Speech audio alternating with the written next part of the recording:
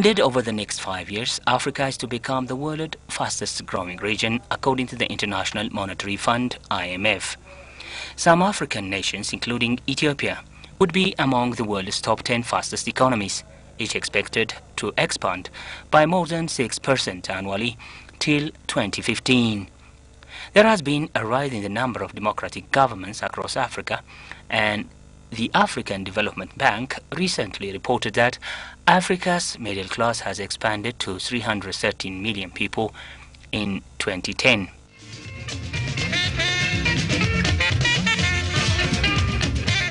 The central role of agriculture in the economic growth and development of poor nations has long been widely recognized. In light of the importance of the abundant agricultural potential in the continent, the emphasis given to this particular sector by countries is more evident. The sector, which employed the large number of the population in the continent, has so far remained backward, failing to spur growth and assert food self-sufficiency.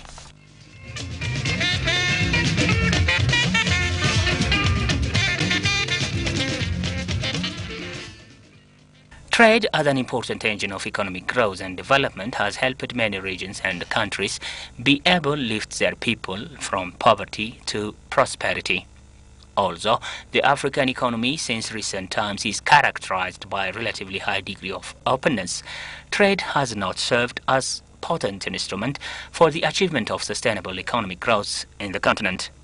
The failure of African trade to serve as a catalyst for sustainable economic growth and poverty alleviation stems partly from its three interrelated basic features that are size, structure, and direction.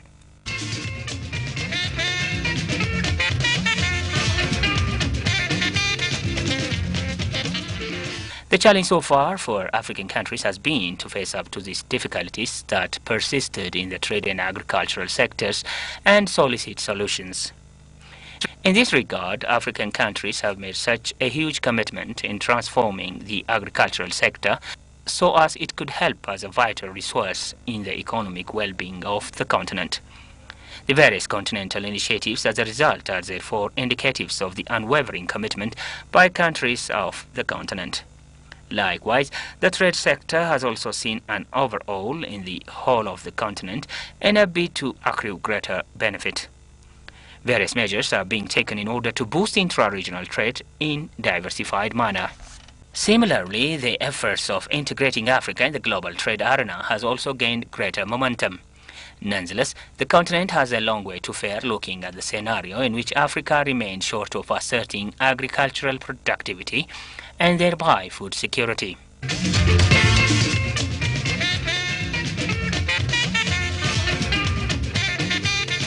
This puzzling scenario has therefore remained to this day a matter of contemplation for the continent's intellectual and politicians alike, and urging them to be pursuant of lasting solutions. In this regard, the organization of Ministerial Conference of Agriculture and Trade at a regional level is therefore apt. Such conferences insofar has helped bring together policymakers, treat the ill in the sectors, and galvanize the immense potential out of the two notable sectors. The first Conference of Ministers of Agriculture and Trade of African states was considered as a milestone and unprecedented event of critical importance to ensuring food and nutrition security in the continent. And recently, when African Ministers of Trade and Agriculture once again gathered here in Addis Ababa, they deliberated on the same issue under the theme Boosting African Trade, a key to agricultural transformation and ensuring food and nutrition security. This particular conference had its own unique features, according to Augustus Mwencha, Deputy Chairperson of the African Union. This is indeed unique, not only because it is the first of its kind, but it also demonstrates the necessity for different ministries at national and regional levels to join hands in the fight to eradicate extreme poverty and hunger, which is also one of our MDG goals by 2015, and which is very clear from the grim statistics that are before us that will elude us. The holding of the conference at the moment of visible achievement by African countries in the economic terms is indicative of the required effort in the future and says the moment, dubbed the African moment by many. We are meeting today when Africa as a whole is growing and showing remarkable economic growth with an average of about 5% growth rate per annum for the past decade. 6 out of 10 of the fastest growing countries in the world today are from Africa, including our host country, Ethiopia. I think I will just repeat, which is becoming very common these days, to quote The Economist, a very reputable journal who 10 years ago described our continent as the hopeless continent.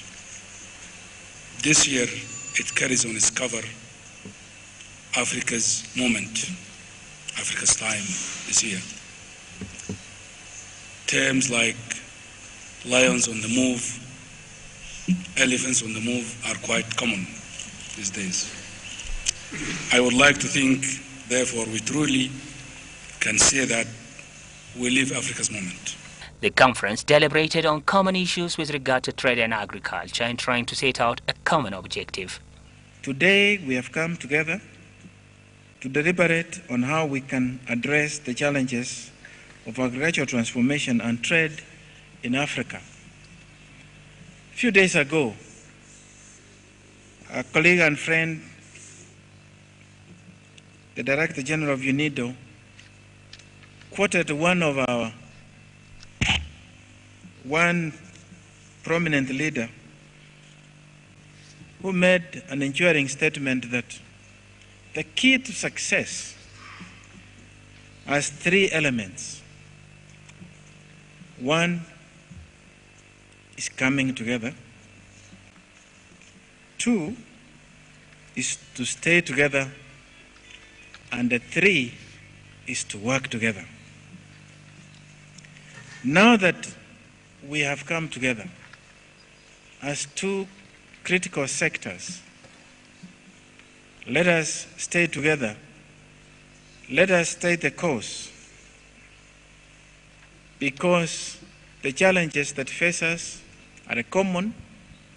We have common objectives, but unfortunately, we have tended to work in silos. That we can forge this common unity for the sake of our people in the continent and for the sake of the globe. The conference, however, underscored the importance of acknowledging the achievements made so far in the continent with regard to the 2 vital sectors. But you also know that agriculture and trade are a strategic catalyst for the continent's economic transformation. Already the critical decision has been made to boost inter-Africa trade, given its high potential to stimulate income, job creation, and human development. At the same time, agriculture continues to employ the majority of Africa's labor force. A large number of African countries are also rich in raw materials and various agricultural commodities, but only drive modest gains from these goods. This is therefore an opportune moment for us to explore how to effectively fuse greater interregional trade and agricultural transformation. One of the enormous positive externalities will invariably be enhanced food security and nutrition. Muencha, who also underscored the visibility of some important initiatives taken by African countries with regard to trade and agriculture, however, said the aspect of implementing those initiatives must be prioritized. We are encouraged to see some of the initiatives in the continent that address these very issues. First, on trade, in January this year, our heads of state and government decided to establish a continental free trade area by 2017. The debates leading to these decisions were active, but sometimes for me I was almost worried, because the fear of the unknown making it very difficult to think, well, we can make it. Saying, well, 2017 is around the corner. Well, we haven't done much, let's extend it. I know of schemes where leaders sat together and they said, we are going to achieve, say, a free trade area in 2 years. And they did it. It just takes determination. So one of the challenges that we face is really implementation. And that's why when we talked about coming together, staying together, but working together, it's important for us to underline the aspect of implementation. The deliberation also took into account the multilateral trend. There is effort that is being made to intensify intra-regional cooperation, region to region or within each region. And Africa should really take cue from here, that we start to think of tomorrow and where we are and where we should be. The Comprehensive African Agricultural Development Program, CADP, has guided African countries in their agricultural development initiatives so far. CADP reflects the goal of national and continental development objectives of poverty eradication, food security and prosperity. Such an effort, in line with CADP in African countries such as Ethiopia, has helped to achieve a remarkable economic growth, according to Wandred Mandefro, State Minister of Agriculture. As many of you are aware, Ethiopia's economy has registered rapid economic growth rate, averaging 11% per annum over the past 9 years, placing Ethiopia among the top performing economies in the sub-Saharan Africa. These growth rates also exceeded the economic growth rate of 7%, which is a minimum required to achieve MDGs. The current 5-year development plan, in short we call it Growth and Transformation Plan, GTP, also envisages a continuum GTP growth at a minimum of 11% per annum. Under the Growth and Transformation Plan, the government is committed to achieve a national food self-sufficiency by 2015, doubling of agricultural production at the end of the 5th-year time through intensified and market-oriented smallholder production system and expansion of large-scale commercial farming.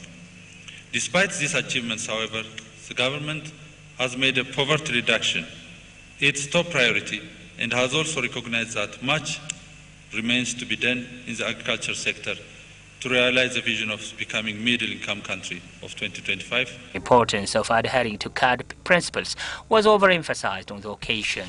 We believe that CADP has played a crucial role in improving coordination among various actors, increasing public investment in agriculture and development partner support to public expenditure.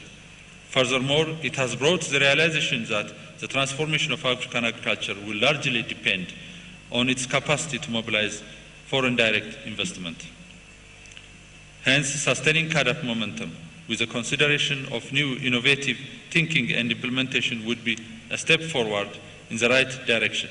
And in this connection, Ethiopia it commits itself more than ever before in realizing the CADP's objective and the J8 cooperation framework arrangements.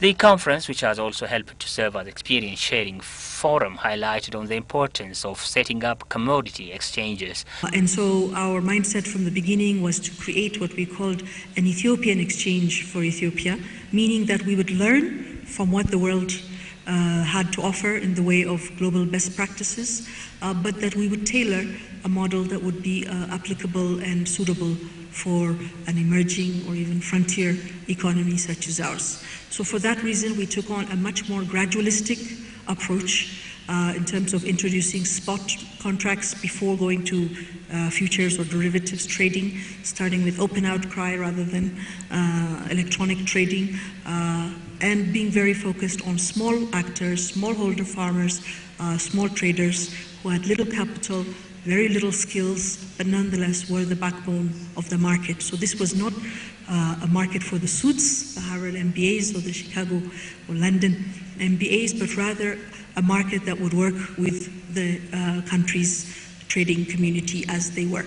What does such a remarkable experience by Ethiopia help other countries of the continent to learn from? I think that if I was to reflect on what this means as we move forward in Africa and in light of the AU's very strong objective of boosting intra-African trade, I think that we need to think about the fact that if you look at a map of commodity exchanges around the world, you'd see a very big blank over the African continent compared to not only the Western markets, but also emerging markets in India, in China, Malaysia, and South America.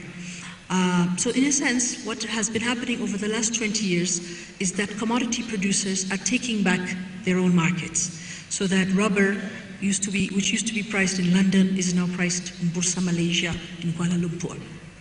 Silver, which used to be priced in the London Metal Exchange, is now has a higher volume of trade and therefore is becoming priced out of the India Multi-Commodities Exchange in Mumbai. 2 years ago, the Dalian Commodity Exchange in China overtook the Chicago Board of Trade as the premier platform for trading of soybeans. So what we're seeing, therefore, is that Africa, with the huge potential that it has in commodities and, as said this morning, the untapped potential in terms of the vast amount of productivity gains yet to be made. We're only at a quarter of the yield potential that we have on this continent, and we still have 69% of land unfarmed. So that means Africa is the next frontier for agriculture. Such trend of setting up of commodity exchange will not only spur growth, but also help to leverage national markets to regional markets. It's time that Africa prices its commodities on its own soil in such a way as to deliver value back to its own producers and to benefit its own economies. Secondly, I think it's time for us to think concretely about how to leverage national markets into integrated regional markets. And for that, I think we need to think about how to build scale across fragmented markets in order to have leverage in the global market arena. The conference, which delved on various issues of improving the continent's trade and agriculture scenario, finally, upon winding up, came up with various resolutions.